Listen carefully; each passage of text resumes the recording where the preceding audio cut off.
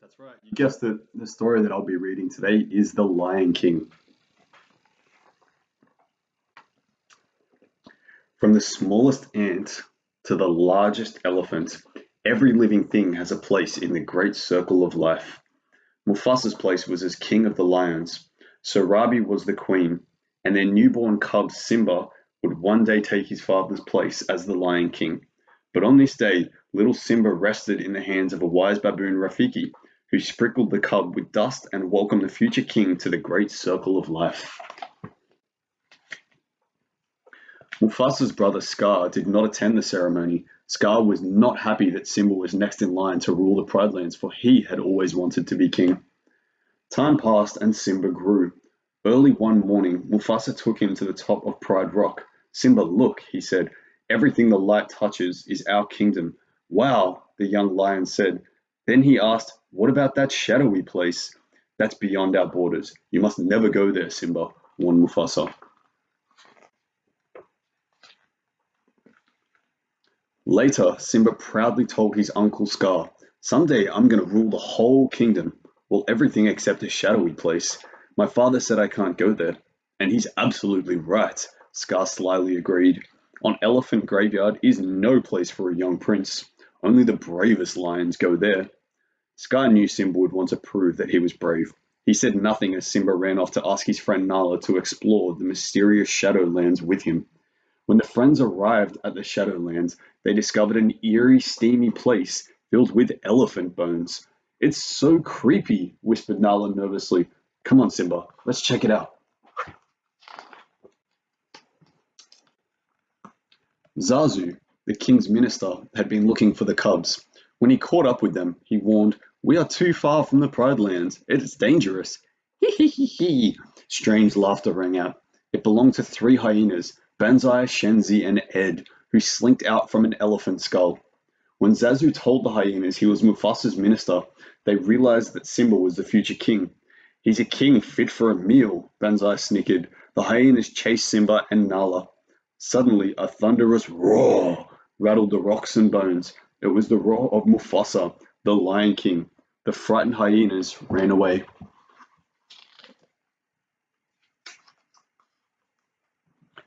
That evening, Mufasa had a walk with Simba. Being brave doesn't mean you go looking for trouble, he told his son. Dad, asked Simba suddenly, we'll always be together, right? Mufasa gazed up at the sparkling heavens. The great kings of the past looked down on us from those stars, he said. Whenever you feel alone, remember that those kings will always be there to guide you, and so will I. Although Scar was angry with the hyenas for letting Simba go, he made a bargain with them.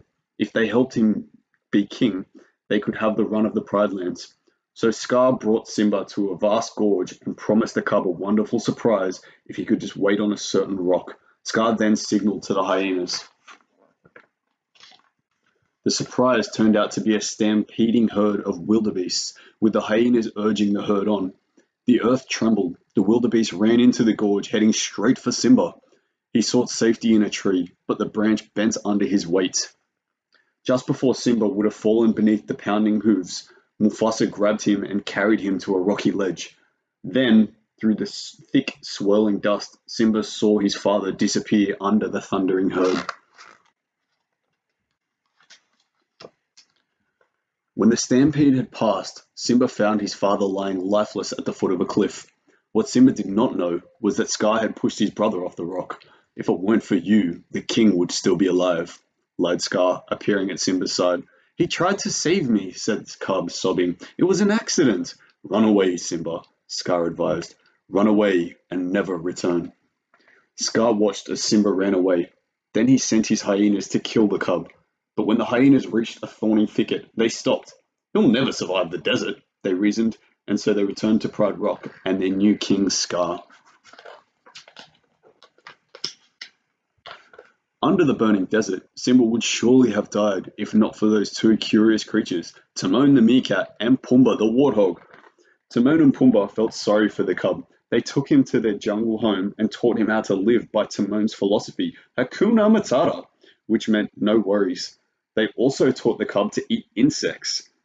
Simba tried to put the past behind him, but one clear night, the stars reminded him of the old kings and his father Mufasa. Then one day a lioness chased Pumbaa. Simba rushed to protect his friend. "Nala!" he cried. "Simba!" the lioness said. "I thought you were dead." The friends embraced.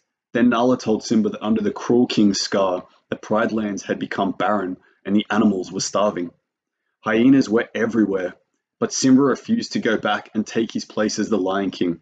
He did not feel worthy. That night, wise old Rafiki found Simba alone. He led Simba to a small pool. Simba saw his father's face in the water. Then he heard his father's voice. "Simba, look inside yourself," Mufasa said. "You are my son, and the one true king. You must take your place in the circle of life." So Simba set out to the Pride Lands to confront the false king. Later, his friends Nala, Timon, and Pumbaa joined him. "I'm surprised to see you alive," sneered Scar as Simba approached Pride Rock. "I've come back to take my place as king," declared Simba. With an angry snarl, Scar forced Simba to the edge of a cliff. As Simba struggled to hold on, Scar leaned down and whispered, "Here's my little secret, Simba. You didn't kill your father. I did." Simba's heart filled with rage, and the strength of 10 lions surged through him. He struggled up onto the rock, leapt onto Scar, and the battle began. Nala bravely led the other lionesses against the hyenas. Even Timon and Pumbaa joined the fight. The battle raged until all the hyenas ran from Pride Rock. Simba chased Scar to the top of Pride Rock and cornered him. Scar whimpered, "No, please, have pity on me." "Run away, Scar," said Simba. "Run away and never return." But when Simba turned his back, Scar attacked. Quick as lightning that flashed above, Simba sent Scar flying over the cliff to the hungry hyenas below. So Scar's evil reign ended and Simba took his rightful place as the Lion King. In time, King Simba and Queen Nala had a cub of their own. Way atop Pride Rock, their children rested in the hands of the wise baboon Rafiki, who sprinkled the cub with dust and welcomed her to the great circle of life.